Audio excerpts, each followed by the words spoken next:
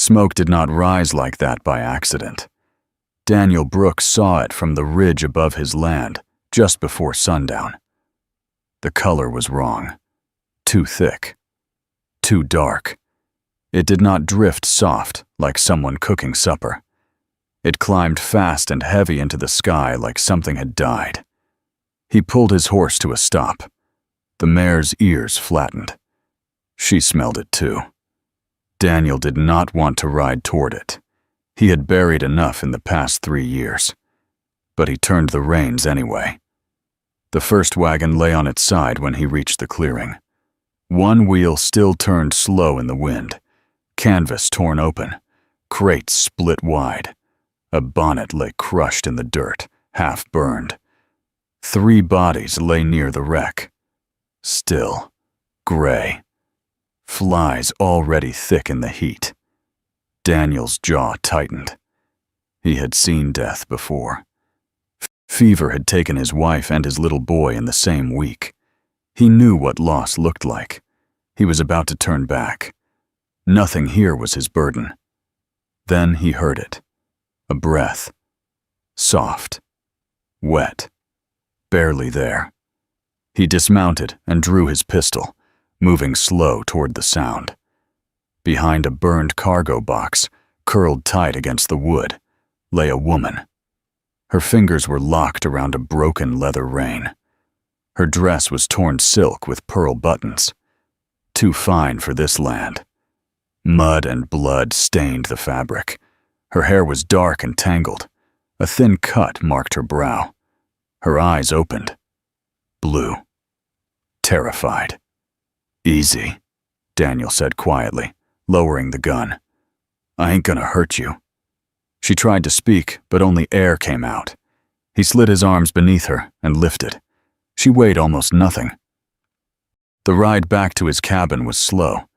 She drifted in and out of awareness, her head resting against his chest. The valley below his land lay quiet, unaware that something had changed. The cabin door stuck as always. He kicked it open with his boot and carried her inside. The place still smelled like dust and old coffee. 3 years of silence pressed against the walls. Moonlight cut through the single window and fell across the bed where Sarah once slept. Daniel laid the stranger down gently. He heated water without thinking, tore strips from a flour sack, cleaned the cut on her forehead. Her skin was pale beneath the grime. Her hands caught his attention. Soft palms, no calluses, nails shaped, though broken now. These were not hands used to scrubbing floors or hauling water. These were hands that once turned pages and held porcelain cups. "Easy now," he murmured. "You're safe." He sat in the old mending chair beside the bed through the night, listening to her breathe. Outside, coyotes called in the hills. The fire burned low. At dawn, her eyes opened again. "Where?" she whispered. "My place," Daniel said. "Found you at the wagons. You're safe here." She stared at him, studying his face as if searching for something. "Anna," she said finally. "My name is Anna." Daniel nodded, but he had spent years reading men across poker tables and cattle trades. He knew when a name did not sit right. Still, he did not press her. The first week passed slow. She could not stand without swaying. She ate when he brought food, slept when her body forced her to, spoke little. When he asked where she was from, she only said, "East." When he asked if anyone was waiting for her, she shook her head. She moved through the cabin like a frightened deer, always watching, always noting the door, the window, the gap between stove and wall. If his boots scraped too loud across the floor, her shoulders tensed. If he stood too quickly, her fingers tightened around whatever she held. Daniel pretended not to notice.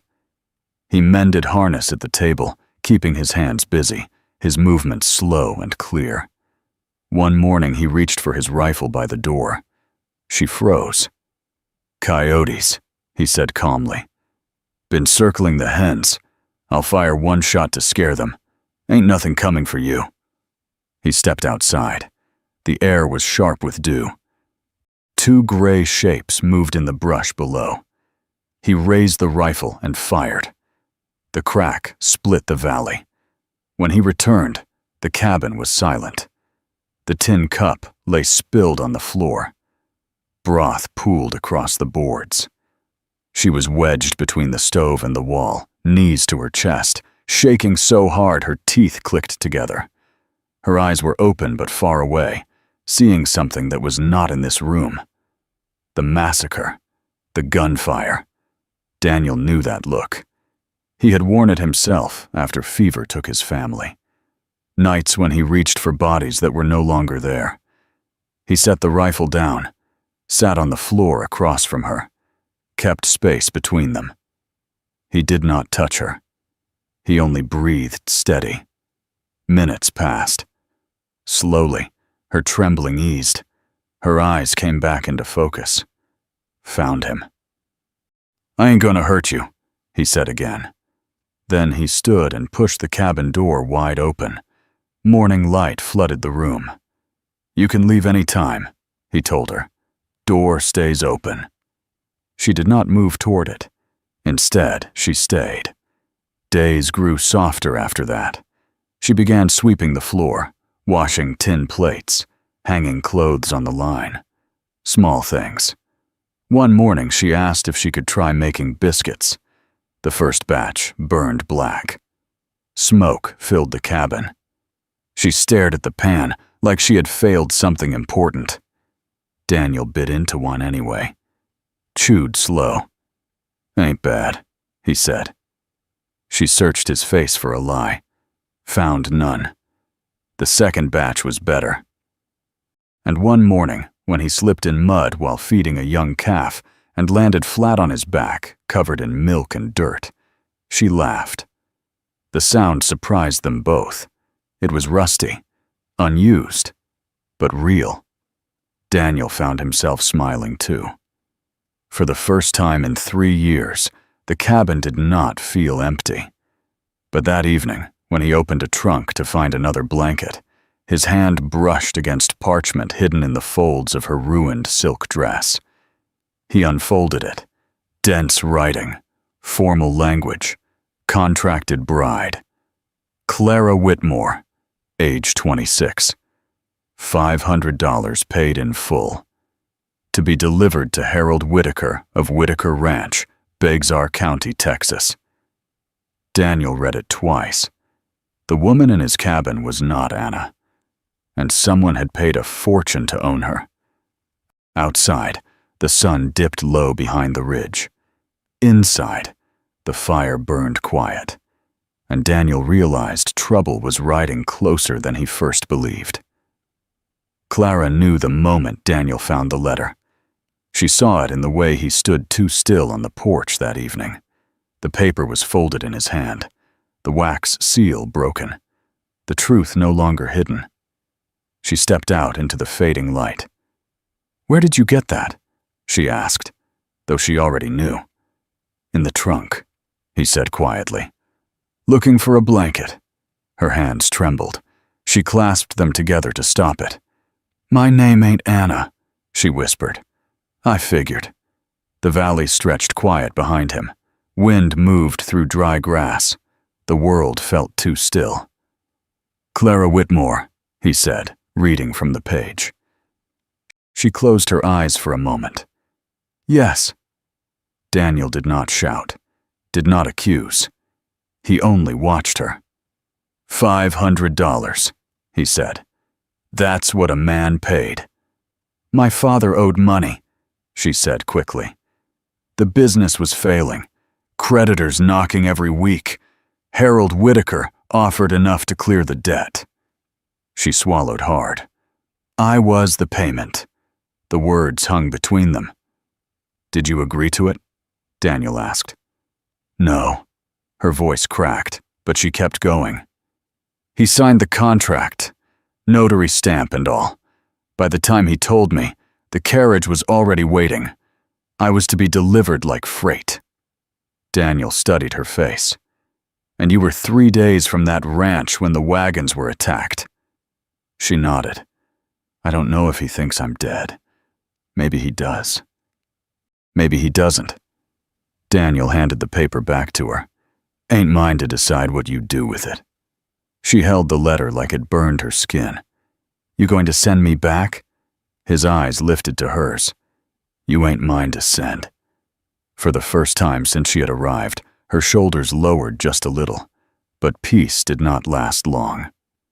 2 days later, hoofbeats thundered over the ridge. Daniel stepped outside as Tom Fletcher rode hard into the yard. His horse was near collapse. "Daniel!" Tom called, sliding from the saddle. "We got trouble." "What kind?"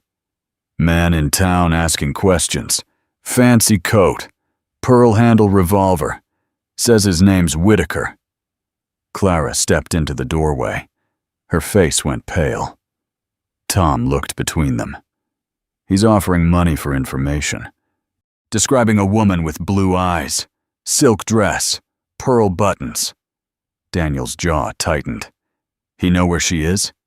"Miller's boy at the general store saw you bring her in last week. $5 loosened his tongue." Clara felt the ground tilt beneath her feet. "He's riding out here," Tom continued. "Got 2 hired guns with him." "When?" Daniel asked. "Soon." After Tom left, the cabin felt smaller. "You could ride north," Daniel said quietly. "Before he gets here." Clara shook her head. "I've been running all my life. I ain't running no more." He studied her face. Something had changed in her. "All right," he said. "Then we face it." Harold Whitaker arrived at dawn the next morning. 3 riders crested the ridge. Long duster coat. Pearl handle. Colt. 2 men behind him with shotguns across their laps. He stopped 15 feet from the porch. "There you are," Harold called smoothly, his eyes fixed on Clara. "Took a bit of searching." Daniel stepped forward. "What do you want?" "What's mine?" Clara felt the old fear try to rise. She forced it down. "I ain't yours," she said. Harold smiled without warmth. "Paper says different." He pulled the contract from his satchel and waved it in the air. "Signed, notarized, paid in full." Daniel's hand rested on his rifle, but he did not lift it. "Law don't make everything right," Daniel said. Harold's eyes turned flat. "I'll be back tomorrow with the sheriff. Then we'll see what the law says." He rode off, certain of his victory. That night, Clara did not sleep. She sat on the floor beside the bed, the gold ring lying in her palm. It had been tucked inside the envelope, a wedding band she had never worn. "When the money changed hands," she whispered to the dark. "So did I." Daniel stepped inside from the porch. He had kept watch most of the night. "Legal ain't the same as right," he said softly. "The sheriff won't see it that way." "Maybe not." She looked up at him, eyes wet but steady. "I ran when the wagons were attacked. I hid while people died. That's who I am. I hide." Daniel crouched beside her. "I see a woman who survived," he said. "That ain't cowardice." She stared at the ring. "What do I do?" "That's yours to decide," he answered. "But you ain't deciding alone." Morning broke gray and cold. This time, Harold returned with the sheriff. 4 riders entered the yard. The sheriff looked uncomfortable. Harold did not. He dismounted and held up the contract before the gathering townsfolk who had followed behind. "Legal property," Harold announced. "Bought and paid for." The sheriff cleared his throat. "Miss, you aware of this agreement?" Clara stepped forward. "I never signed it." Harold grabbed her wrist. "You belong to me." Daniel's voice cut through the tension. "She gets to speak." The crowd murmured. Heads nodded. Clara pulled free. She walked to the center of the yard, holding the ring high. "My father signed that paper," she said. "I did not." She dropped the ring into the dirt. I survived a fire and blood and death. I ain't walking into another cage. Harold's hand hovered over his gun. The townspeople stepped closer. Farmers, shopkeepers, women with folded arms. The sheriff placed his hand on his own belt. Harold saw the shift, saw that dragging her away now would not look like power. It would look like shame. His hand dropped. "You ain't worth the trouble," he snapped. He mounted his horse and rode off in anger. Dust swallowed him. Silence fell over the yard. Clara's knees gave out. Daniel caught her before she hit the ground. It was over. But the world had changed, and for the first time, Clara had not hidden. The town slowly drifted back to its quiet rhythm after Harold Whitaker rode away. Boots shuffled across dirt. Doors closed. Voices lowered. But Clara still stood in the center of the yard, heart pounding, hands shaking, staring at the road where Harold had disappeared. Daniel stepped beside her. "It's over," he said softly. She wanted to believe that, but fear does not leave all at once. It loosens slowly, like a tight knot that has been pulled for too many years. That night, the valley felt different. The air was still. No wind, no coyotes calling, just the sound of the fire settling inside the stove. Clara sat at the small wooden table, staring into a tin cup of coffee gone cold. The gold ring still lay in the dirt outside where she had dropped it. She had not picked it up. Daniel came in from the porch and closed the door halfway, leaving it propped open with the river stone like he always did. "Door stays open," he said. She nodded. The door had always been open. That was the difference. She had never been locked inside this cabin. She had never been held here by force. Every day she stayed had been her own choice. That thought settled deep. "I almost ran again," she admitted quietly. Daniel sat across from her. "But you didn't." "I was scared." "So was I." She looked up at him. "You?" He nodded once. Not of Whitaker. Of losing this. His eyes moved around the cabin, the stove, the table, the window where light fell in the mornings. "You brought life back in here," he said. "Didn't even know I was missing it." Clara swallowed. For years, she had been told she was a burden, a payment, a problem to solve. Now she was being told she mattered. It felt strange, almost fragile. The next morning dawned bright and clear. No riders on the ridge, no dust clouds in the distance, just the slow rhythm of chores waiting to be done. Daniel went to the corral. Clara followed. The small calf that had once knocked Daniel flat into the mud stood near the fence, watching them with wide eyes. Clara stepped forward slowly. "Easy," she whispered. The calf flinched but did not bolt. She reached out and touched its neck. Light. Careful. "It was born early," Daniel said. "Lost its mother."